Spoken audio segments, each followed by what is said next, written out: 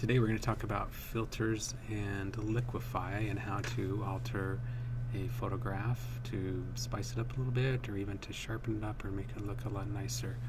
We're going to be playing with Justin Bieber today. You're welcome to open up that document or this picture on the 704 drive under digital media, or you can just go and get a picture offline and work along with me. Now whenever you open up a new image, the first thing you want to do is to duplicate your background so that you don't alter that original, or if you need to revert back to it, you've got it there. To do that, we're just going to grab our background layer over on the right hand side and we're going to drag and drop that down into the new button. The new button is next to the trash can, and it's the same button that is located on any Adobe product. Now that is the layer that we are going to edit on. Next, we're going to go up and select the filter menu. Now when you click the filter menu down, you're going to see there's different options with blur and distort. You can sharpen an image. There's lots of things you can do with these filters here. And a filter would be considered or similar to what you would put like a glass lens on the, or a glass ring on the end of a lens to filter out certain lights or to have a certain effect to it. We're actually going to go up to the filter gallery and select the filter gallery. Now the filter gallery has all kinds of different options in it. Artistic, brush strokes, distort, all the way down. And each one of them is going to have a different effect on your image. Whether it's cutouts, palette knife, and you can play with those for a second, find some that you would like to use. Now you can also, when you select one, you'll notice that the options on the right hand side change. So if I selected water paper, you'll see I have some different fiber lengths that I can play with. I can play with my brightness, my contrast. Let's find one that's a little bit more interesting.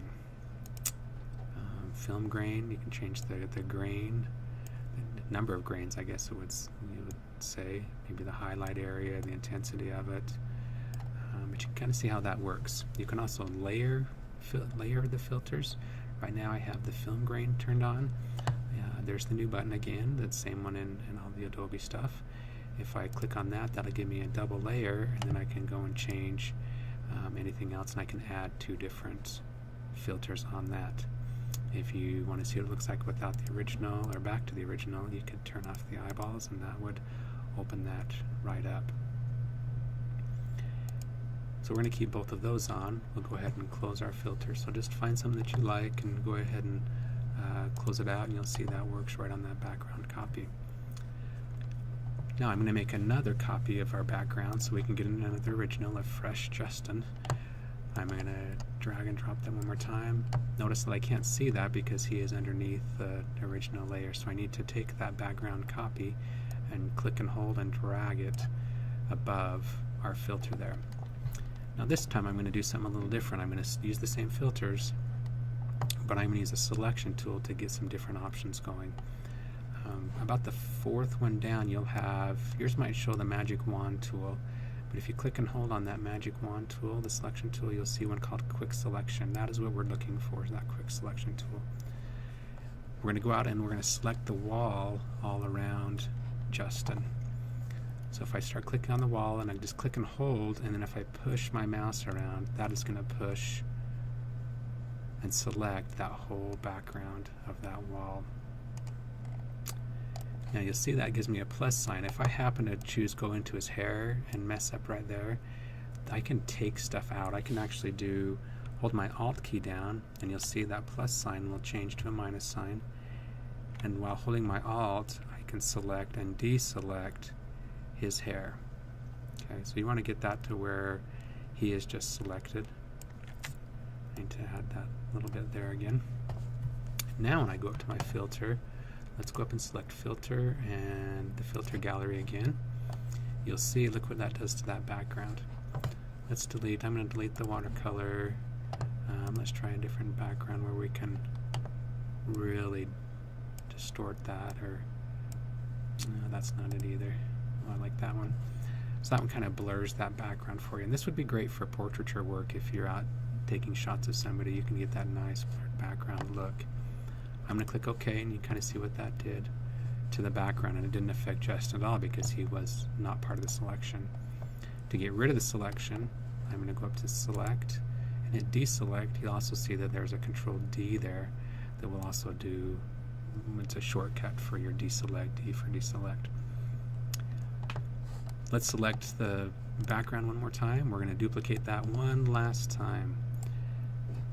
Again, we can't see it yet, so we're going to drag that copy all the way to the top so we get a fresh Justin on the screen. Now we're going to play with Liquify. Liquify is under that same filter menu. Under Filter, we're going to click on Liquify.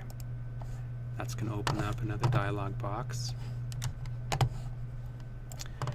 That dialog box has a few different options on there. We're going to start with the top left one, and what the Liquify does, it actually makes your image like liquid, like it's sitting on top of water, or it's wet paint.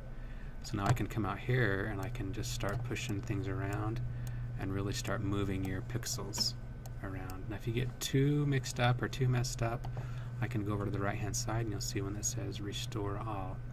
I just click on the Restore All and that'll get us back to square one.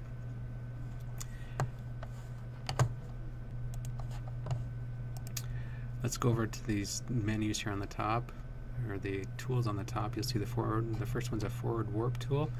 This will allow you to kind of push pixels inward no matter what direction. So if I want to take his shoulder off, I can really tweak his shoulder. And this would be used for like models for photography. If they're going to put it in a magazine, you know, they could skinny up the model, make him look a lot nicer.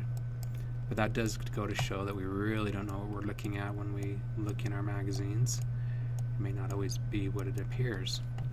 The next one down, you'll notice, is the Reconstruct tool. If I use that one, if I just click and hold on where I made adjustments, that would readjust or put me back to square one if you wanted to reconstruct anything. You notice on your brush size over here, my brush is set at 100. You can also use your bracket keys next to the letter P, and that will increase the size of your brush or decrease the size. The fun ones that you will really like are these next two. We have what we call the Pucker tool and the Bloat tool. The Pucker tool, you'll see what happens if I put it over Justin's mouth, just right over his teeth. And if I click a couple times, you'll see it just puckers him right up. And then the Bloat tool will increase the size of whatever you click on. So if I want to increase his watch, to make him look quite ridiculous. Again, if you want to restore everything, you can hit the Restore All to do that. I'm going to go ahead and hit OK on this. So now I have 3 different images that I played with. Yours is going to be a little bit different. You're going to do 2 different images with 2 different files. But I do want a before and after shot. To do the before and after shot, you're going to have to extend your canvas so that you have a spot for your before shot and after shot. So to do that, you're going to go to Image and Canvas Size. Don't do Image Size. Image Size just shrinks or blows up the actual image. Canvas Size will increase the size of your workspace. So under Canvas Size, you'll see I have a width and a height.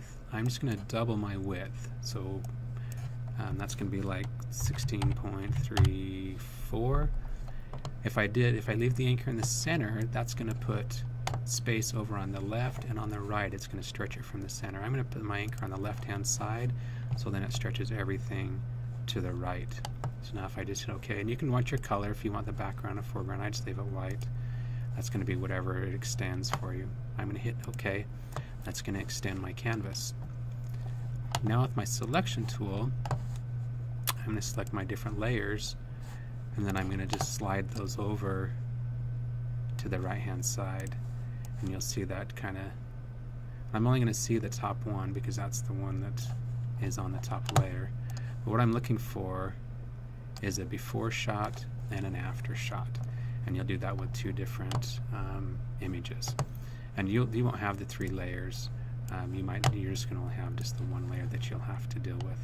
If you have any questions, refer to your instructions or grab me as I'm walking around. Good luck. Thanks.